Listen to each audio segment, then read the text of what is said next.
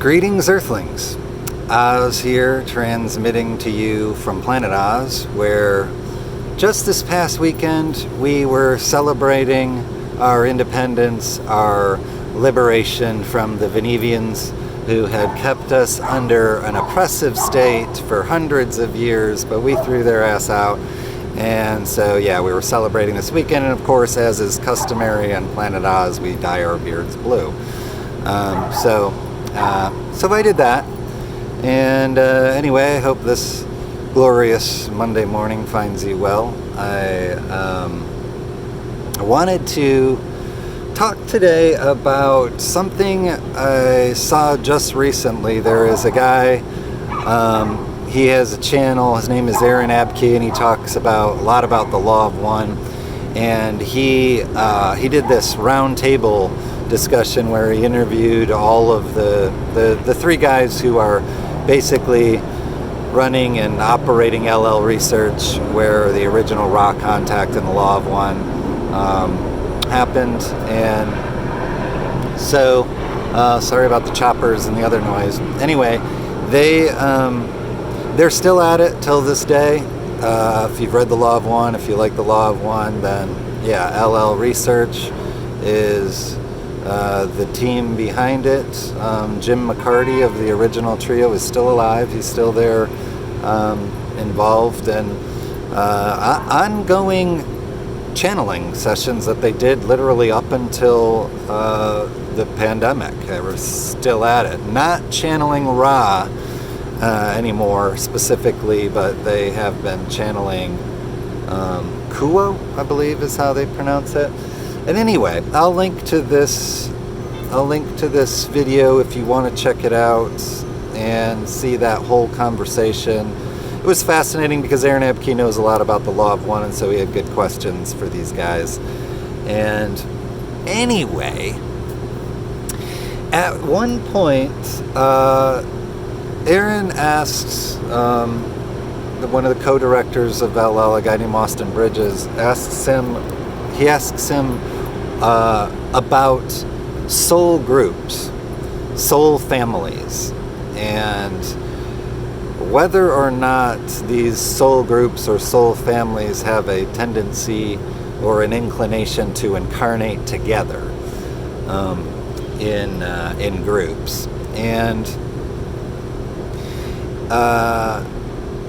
he's, Austin's response to this was that, yes, this is very common. People who are in soul families, soul groups, and again, if each of these individuations is created by the infinite creator, then there isn't any sort of actual familial connection.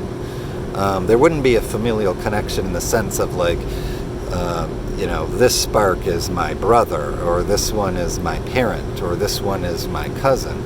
None of that is true. In fact, every single soul has an equal and exact, identical relationship to every other, in being essentially what is traditionally described as a brotherhood or a sisterhood, in that the Father, or the infinite creator, that which is creating each individuation, has created all the same. So brothers and sisters in that familial sense. But what people mean when they're asking this question, what I took it to be, what the questioner was asking Austin was what tends to happen. A lot of this is in the Dolores Cannon material too. It talks about how what the tendency is that despite the fact that the familial relationship in truth is all identical in between souls, it is nonetheless the case that some souls have been have made more laps around the block. Some are, I guess you would say, older, wiser, and others perhaps younger, others perhaps experiencing a more free-spirited stripe of their journey, others maybe buckling down and studying. So all of these different characters are in a different place on their journey, and consequently they fit into certain archetypes, I guess you could say, in a family sense.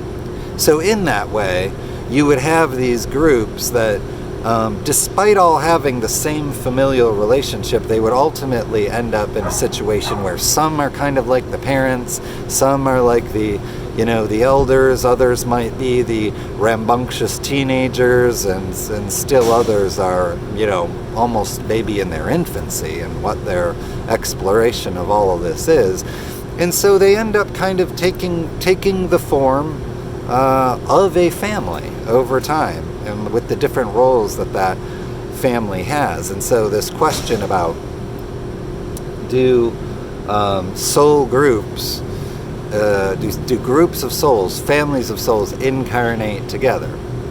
And the answer was yes. They, and I don't know exactly to what extent Austin was taking taking liberties or his own perception or whatever. I don't remember the exact law of one quotes that would relate to families incarnating together. So this may have been his assessment of it. But nonetheless, I agree that, it's definitely the suggestion there is that soul groups that have formed families of sorts incarnate in those groups, in families as well, but not necessarily. They might be friends who find each other.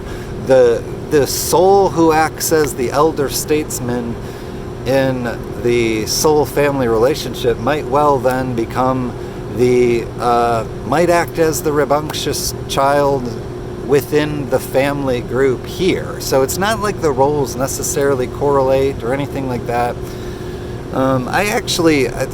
One of the analogies that I've heard about incarnating here is that it would be kind of like a train station. After you hear enough different stories about it working enough different ways, and if you look at this stuff long enough with walk-ins and all of the imprints and the many, many things that come up, particularly in the Dolores Cannon material, it just tends to have this train station. This train station analogy is great. Go into a huge train station, look out at this sea of people, and say, where are they going? Or why are they here? You can't really ask or answer that question because there are basically as many reasons why people are there and as many places that there are going as there are people in the station. One person might be on their way to their honeymoon while another is on their way to a funeral. One might be going off to the service, another might have just graduated from college.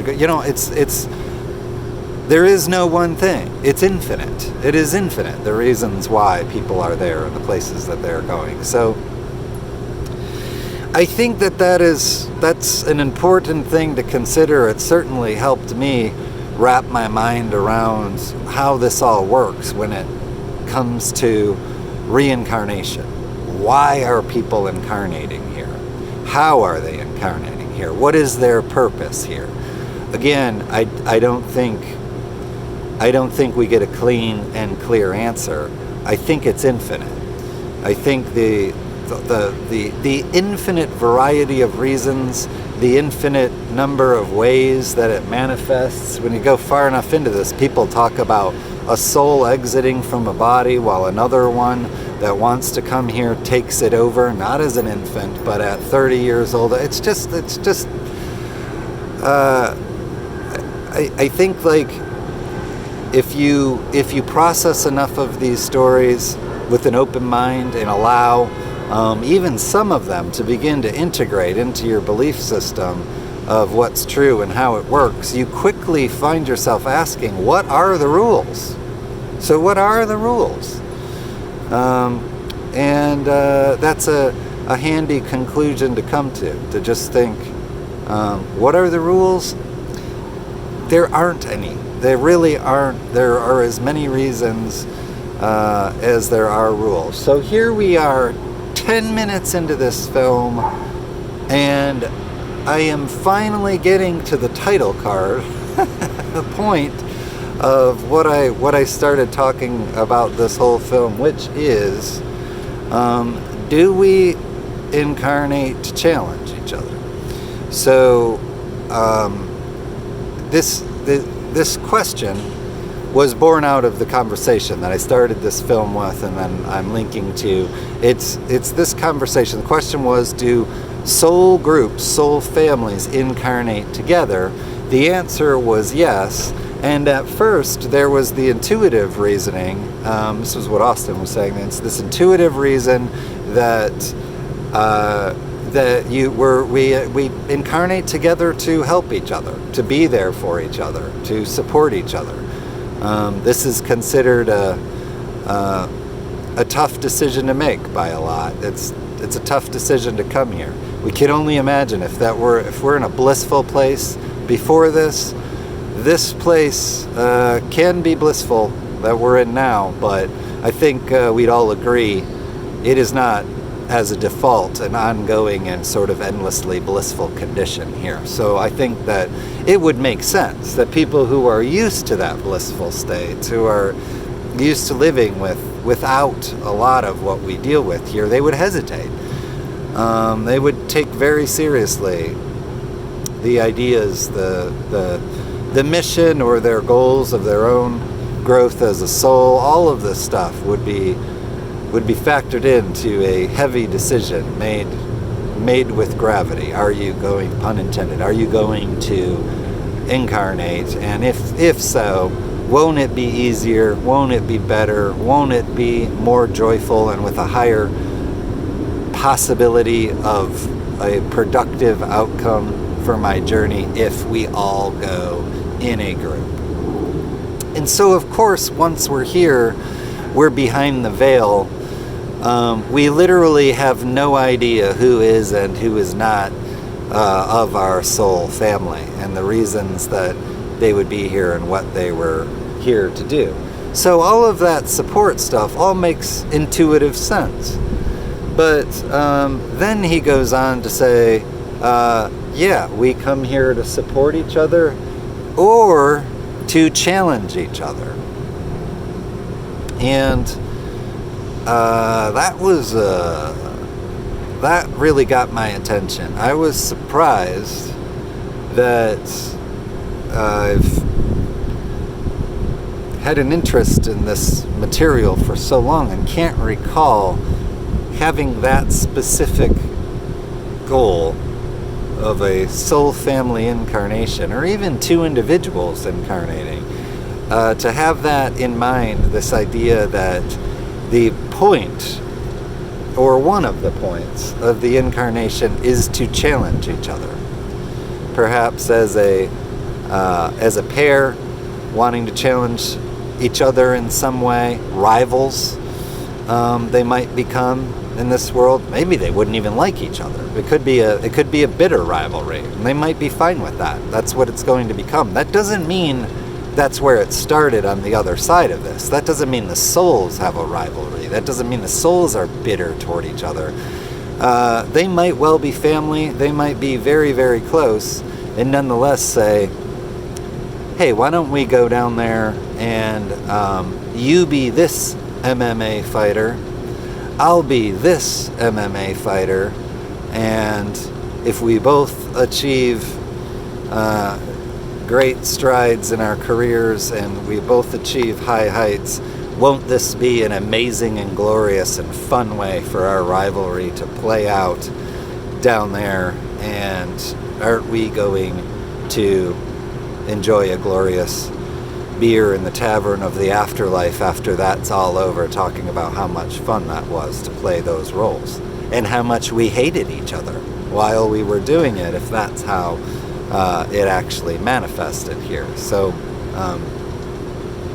in truth, I think if we follow this long enough and we think about this idea of challenging each other as a reason for incarnation, it probably is the case that this is just my personal perspective on it, but I think that true animosity, or the idea of coming here to settle a score or coming here with an axe to grind, I don't know. I have a tendency to feel, as much as I guess this contradicts my earlier idea that there aren't any rules and it happens an infinite number of ways.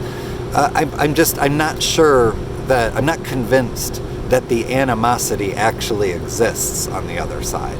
I don't know if these rivals are bitter, because I don't know that we know bitterness. So if we are existing in a peaceful, harmonious, eternal realm, an eternal existence, and we are very viscerally, cognitively aware of our eternal nature, of our immortality, of our invincibility, then it would seem that really growth for personal reasons is going to be that thing that drives us. It's not really, we're going to have transcended hate of other people in this realm. We're going to have transcended any petty grievances or third density rivalries or angst that we had toward other people. So I really believe that if this is true, it is happening from a completely loving place, absolutely loving. No matter how it might manifest here. It might manifest as warring clans. It might manifest as warring nation states. It might contain all manner of ugliness. It might have the killing of rivals. It might have the torturing of rivals.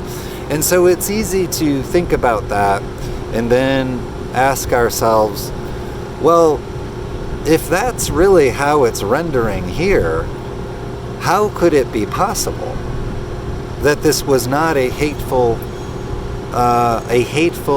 game to embark upon from the other side? And I think this just comes down to, in my view, it's the answer to an incredible number of questions related to how much pain, suffering, and misery we encounter and we engage in this realm. And then we say, why? How can reincarnation be true?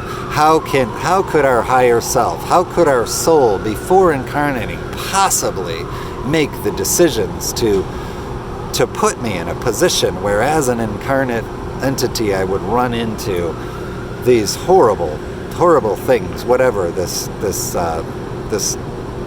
I'm not talking about my journey personally, I just mean all of us, whatever it is. Maybe it's not horrible, but it's suffering nonetheless. Why would we do that? And I think that a key aspect of it is that it's really hard for us to understand while we're here, perhaps almost impossible to understand this perspective of eternity, this perspective of an endless experience of not suffering. We don't get that. While we're here, we don't know what a million years feels like if you're outside of time and effectively experience that without any suffering. It's just very hard to wrap our heads around. So, but I feel like intuitively, if we could get our minds to that place and we could really understand the truth of what we experience, and we understand this eternity, an eternity in a place of invincibility and not suffering. Taking a ride through the realm of the third density or through Earth, that might be not at all unlike riding a roller coaster, and knowing full well that you are 100% safe and healthy and your life is good, but nonetheless you want to experience this thrill of riding this roller coaster and experiencing what it might be like to be near death for just those few minutes. That illusion, I think, is the same mentality that from the realm beyond this one, we make our decisions to come here. We make our decisions about what it is we're going to do, and we have no fear of what suffering we're going to experience. We have no fear of our death. We have no fear of the pain. We know that it's nothing more, from that perspective, it's nothing more than a bad dream, if it gets to that. And we know ultimately that we will wake up because we've incarnated many times, and every single time, no matter what experience we had or what ending became of us,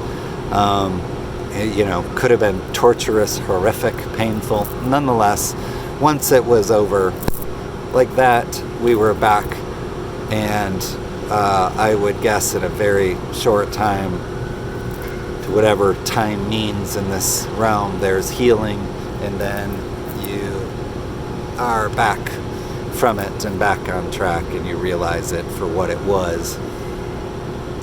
And so in that way, the whole drive, I guess the grand point of what I wanted to say with this idea of coming here to challenge each other relates to a film that I made some time ago called That Time You Gave Hitler a Hug.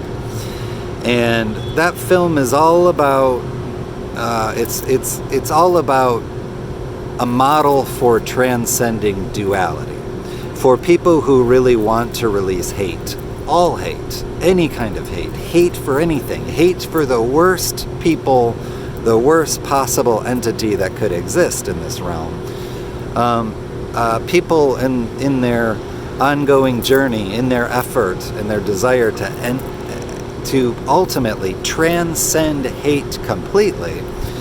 If we're going to do that, if one is on that path eventually, you have to go into the lion's mouth. You have to look at the worst, most intense, most difficult examples of hatefulness and the hate that inspires within you toward those people. You have to look at that. You have to challenge it, and you have to transcend it. You have to find a way. You have to find a model, ultimately, if that's your goal. And for many of us, it's not. Many of us consider hate to potentially be righteous. So, for example, hating a racist. There's a lot of that going on. We see in this day and age. And so people hold on to that because it's felt to be a righteous hate. It's righteous to hate the racist. But the question is, when it comes to our collective consciousness and what we are all doing here as a humanity, and if we are all trying to transcend the ugliness that has been a key aspect of our past, and if we are trying to get somewhere collectively as a group, I would ask the question, does whatever we're measuring that with, the measure that holds back or lifts up the ascension of our humanity, does that measurement care whether the hate is righteous or is hate? And is it just taking the temperature of how much hate there is, and fear, and negativity, and negative polarity? Is it just, if it's just looking at that, then we actually do ourselves effectively zero good by righteously hating anybody or any group of people for any reason. Ultimately, it would seem to me we probably have to transcend that. But each on their own time. Anyway, the point of That Time You Gave Hitler a Hug was to present a mental model for those who would wish to transcend the hate, even for somebody like Hitler. And, not to say I've personally accomplished this, but it's just to say that it is possible to first reason through an intellectual model that gets you past it. Then you have to work with that model over time to integrate it. So to actually be able to walk with it, to live it, and to feel it might be something that takes a much longer time to fully integrate. But anyway, first you need the mental model to start with. That's what that film was about. But it's just interesting that comes back around now, because I look at it and I think, this suddenly explains a lot, because one of the themes of that film is, how do you inspire people to to generate the ugliness that we see? How do we end up with these people that have friction, intense friction, hatred and violence toward each other? How can this happen if we are to believe that we are all of an infinite creator that is infinitely good? It's a fair question. And basically the conclusion that I was reaching in that film is it has to be incentivized. We have to incentivize the negative polarity. The negative polarity needs an artificial incentive that still makes it worth it for them, that still makes for a valuable part of their journey, that still makes it so that we have the negative presence here, and that negative presence combined with the positive creates the toroidal churn of this realm that just keeps it endlessly moving. That movement is a feature, not a bug. So presumably, I'm not doing a great job of encapsulating what was said in that film, but presumably the idea is that the positive and the negative polarity exist by design to churn, and therefore we need to artificially incentivize this negative polarity. But then, when I heard the answer to this, that soul groups, sometimes incarnate to challenge each other. So that's perfect. It would be viewed from these particular groups as a game. Not everybody, perhaps, it's like the train station. Not everybody might be coming here to do some hardcore progress with their soul. Not everybody might be coming here to help those suffering and stuck in the third density. Not all those coming here are, it's like, it may not be all about enlightenment for every single reason. I mean, we are talking about eternity here. On the other side of this, on the side we can't see from here, we're talking about eternity. And I would just imagine that one of the things a consciousness, a living consciousness, encounters when faced with eternity might be boredom. And the infinitely creative mind is going to find infinite answers to how to deal with that.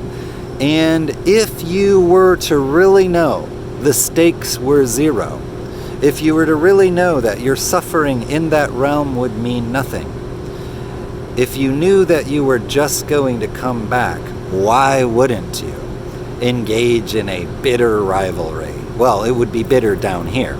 Up there, it's friendly. But why wouldn't two friendly groups of two soul families say to each other, for fun, let's go down there and engage in a rivalry that is not friendly. Let's go down there and shoot at each other. Seriously, it's a big video game. I was saying that about my beard. You know, it's like, for many years of my life, I didn't have any beard at all. When I was young enough, of course, I couldn't grow one at all. But then you level up, just like a video game. This is an avatar. This is my avatar while I'm here. So when I leveled up, at some point, I had the beard unlocked. I decided to grow it. But then, you know, another thing you can do is you can make it blue. When you're playing a video game and all of a sudden you unlock the blue beard color, don't you make your character's beard blue? Why? Because I unlocked the color. It's just my avatar in the video game. Who cares?